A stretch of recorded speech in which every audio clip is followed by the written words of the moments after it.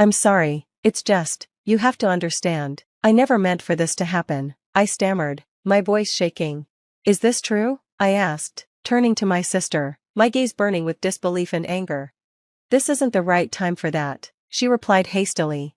Lily should have been your priority, I shot back, my voice rising. In that moment, I realized my hand was trembling, raised as if to lash out at both of them. I froze. I had never felt so cold, so devoid of compassion. This was a side of me I never wanted to see, an experience I hoped never to relive. But because of my careless husband and selfish sister, I now carried a memory I could never erase, a memory that would haunt me forever. It all started with a simple promise. My sister had asked me, no, she had forced me, to pick up my niece, Lily, from preschool that day. Please, just do it this once, she had pleaded, and tomorrow too.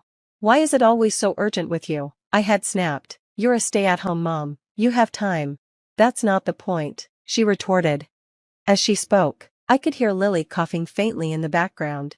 Is Lily sick? I asked, my concern deepening. No, she's fine, my sister replied dismissively. She just coughed a little. Anyway, can you keep her for a while? Like, a week? A week? Are you serious? I can't. Well, if you won't, I'm leaving her at the preschool. If no one picks her up, she can just stay there, she interrupted coldly. I gritted my teeth. You're unbelievable, I muttered, finally agreeing for Lily's sake, though resentment boiled within me. The next morning, I got a call from Lily's preschool, much earlier than I had expected. The voice on the other end was frantic. We've been trying to reach your sister, but she isn't answering. Lily has a fever, and she lost consciousness. She's being rushed to the hospital by ambulance. Panic shot through me as I ended the call and sped to the hospital, but it was too late. The weight of that day crushed me. I had been married for 6 years, yet I had no children of my own. My husband and I had started family planning as soon as we got married, but we hadn't been successful. Meanwhile, my sister had a baby 2 years ago. After her divorce, she began dumping her responsibilities on me whenever she could. It's good practice for when you have a child of your own, she would say casually, as if Lily were a doll I could borrow and return. I didn't like her attitude, but I adored my niece. She was bright and sweet, and I had always wanted to be there for her. That day, however, everything changed. My heart broke in a way I never thought possible, and I vowed that I would never let my sister's selfishness or my husband's indifference pull me into such a situation again. I'm going to take care of my niece again tomorrow, I told my husband. Can I ask for your help? He hesitated. Actually, I have an urgent problem at work. I need to fly out early tomorrow morning for a business trip. Really? I tried not to sound disappointed. Yeah, he said, his tone apologetic. It's a client I've known for a long time, and while it won't affect the contract, I'm in charge of sales. I need to handle this personally. I nodded, masking my frustration. Okay, well, be careful. Are you sure I'll be okay on my own? If it's too much, I can go to my parents' place. I'm sure you'll manage, he said, trying to reassure me. Thanks for understanding. Have a safe day with Lily. Thanks, I replied, forcing a smile. Have a safe trip. At the time, I thought it was just bad luck. My niece, Lily, was deeply attached to my husband. The last time I cared for her, she cried all night until my husband held her and calmed her down. I'd believed that if anything happened, he'd be there for her again. But, of course, work comes first. I told myself I was prepared to handle whatever came, even if it left me utterly exhausted. The next day, everything spiraled out of control. I received a call from Lily's preschool. Panic surged through me as I rushed to the hospital, where I found her small body connected to tubes, lying unconscious. The preschool teachers were visibly shaken. The director approached me, her face etched with worry and anger. You're Lily's aunt, right? Her mother's sister? Yes, that's correct, I answered. We've been trying to contact your sister, but we haven't been able to reach her. We even called her workplace, but they told us she's on vacation. Do you know where she is? She's overseas, I said, my voice heavy. The director's eyes widened in shock. I see, she said after a moment, her voice tight with frustration. Let me explain what happened today. She recounted the morning's events. Lily had arrived at preschool looking flushed. During the routine temperature check, they found her daily temperature log was blank, something that was supposed to be filled out at home. The preschool refused to admit her without this completed, but when they took her temperature, it read 37. 8 degrees Celsius, above the school's threshold of 37, 5 degrees Celsius.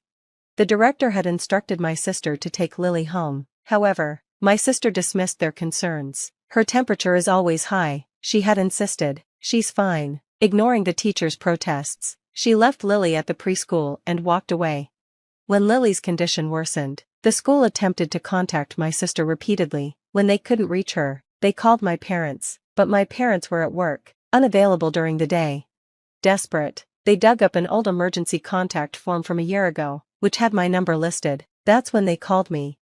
The director's voice trembled as she concluded, her face pale with distress. This should never have happened. Lily's in the hospital now. Her eyes glistened with tears, reflecting the weight of the situation. I stood there, staring at my niece, her small form fragile and pale against the hospital bed. My heart felt like it was shattering into a million pieces. I'm so sorry, I'll contact my sister immediately, I said, bowing my head in apology to the director and the chaperone. After thanking them for their efforts, I sent them back to the school.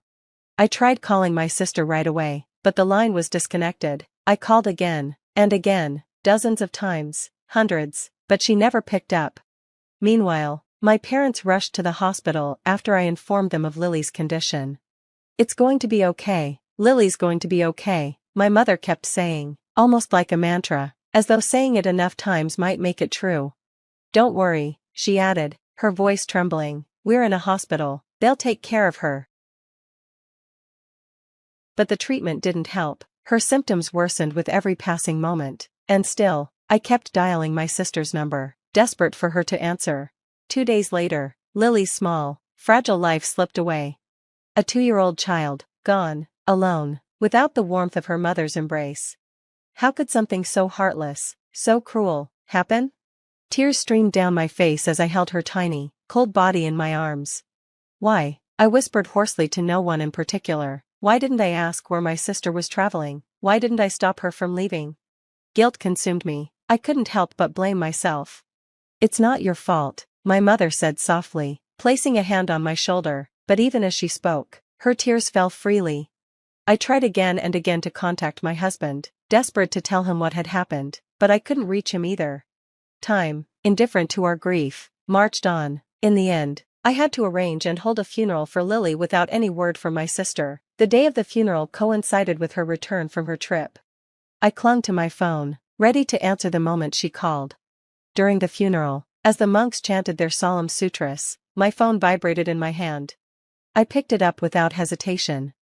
Oh, hello, came her chipper voice. Thanks for taking care of Lily. I just arrived at the airport and am on my way home. Oh, by the way, what kind of souvenir would you like? I froze, my grip on the phone tightened. You, I hissed through clenched teeth. What? I can't hear you, she replied. You, my voice broke, trembling with rage and grief. What are you doing? Lily, she's gone, she died. The chanting stopped as my voice echoed through the room. What? She said, her tone bewildered. What are you mad about? Mad? I repeated, my voice rising. You took a child's life. Do you even know how lonely she was? How scared? Oh no, no, her voice faltered. Right, I said bitterly. It's not funny, none of us are laughing. I struggled to control my emotions, exhaling deeply several times to calm myself. I'm in the middle of Lily's funeral, I said coldly. Get back here, now. Without waiting for her response, I hung up the phone.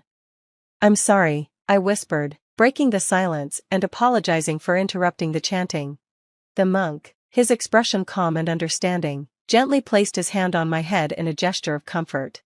After the funeral, as I prepared to leave for the crematorium, my sister arrived, out of breath. To my shock, my husband was with her, standing just a step behind.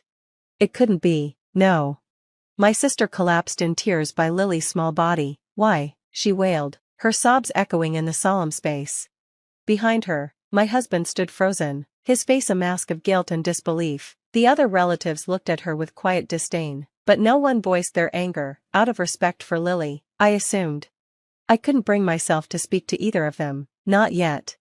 After the cremation, we returned to my parents' house. There, my sister faced the brunt of my parents' fury. They scolded her relentlessly while I sat in silence, my gaze drifting to their luggage. Something about it felt off. My eyes focused on the airline sticker attached to the handle of her carry-on. Both bags bore identical labels from the same destination. I froze. Why were you both at the same airport? I asked, my voice trembling. My sister's mouth opened, but no words came out. She looked cornered. Finally, my husband spoke. I'm sorry, it's just, as you see. I didn't mean for this to happen. Is this true? I asked my sister, my voice icy.